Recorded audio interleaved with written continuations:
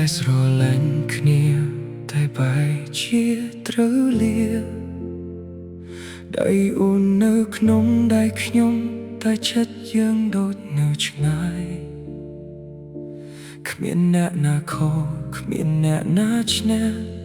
មានតែពេលវេលាដែលបង្ខំឲ្យយើងដើរចេញពីគ្នា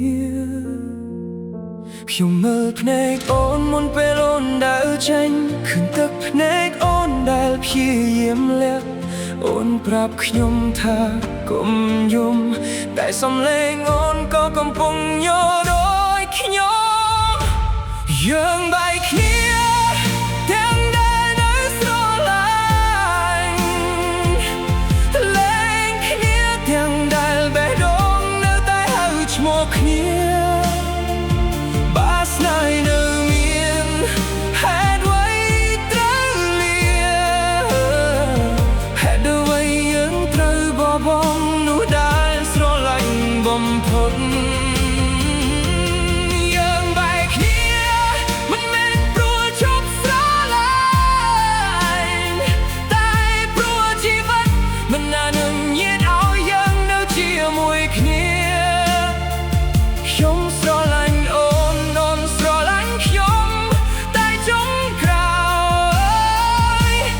យើងត្រូវបែកគ្នា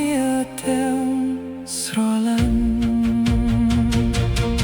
ខ្ញុំនៅតែចាំថ្ងៃដែលយើងសន្យាថានឹងកាន់ដៃគ្នារហូតដល់ថ្ងៃចាស់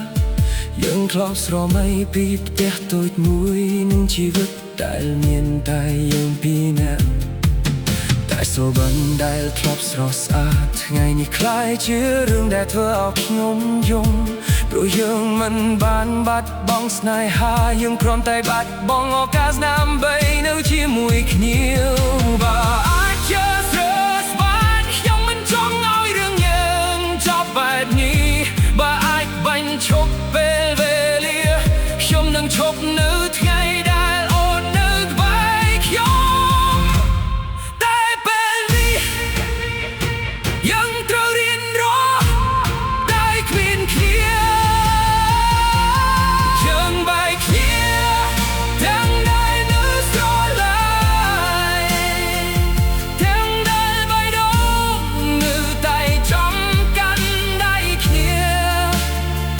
ខ្ញុំមិនស្អប់អូនអូនក៏មិនស្អប់ខ្ញុំតែយើងត្រូវខ្លាយជានោះពីអ្នកដែលធ្លាប់ស្រឡាញ់គ្នាបាត់ថ្ងៃណាមួយអូននិងខ្ញុំសូមកុំយំដោយដែលខ្ញុំកំពុងយំព្រោះស្នេហ៍របស់យើងមិនបានបរាជ័យទេពីគ្រាន់តែមិនអាចទៅដល់ចុងផ្លូវ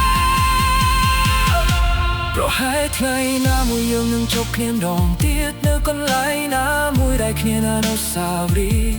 អូនប្រហែលនឹងញញឹមសួរខ្ញុំថាឥឡូវនេះសុខសប្បាយទេ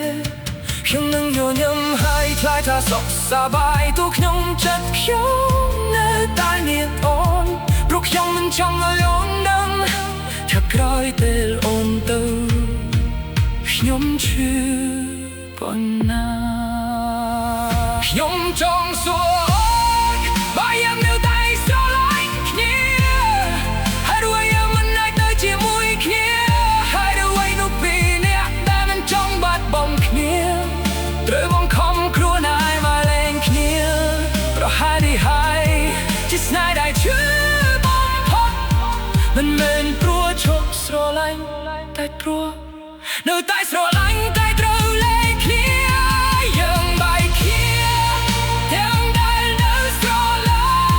ញ់នៅតែស្រឡាញ់អូនហងនៅតែស្រឡាញ់ខ្ញុំតែពេលនេះយើងត្រូវដើរតាមផ្លូវផ្សេងទោះបេះដូងយើងនៅតែចង់ដើរជាមួយគ្នាបើស្នេហ៍មួយនេះត្រូវបញ្ចប់ត្រឹមនេះខ្ញុំសូមរក្សាអូនក្នុងការចង់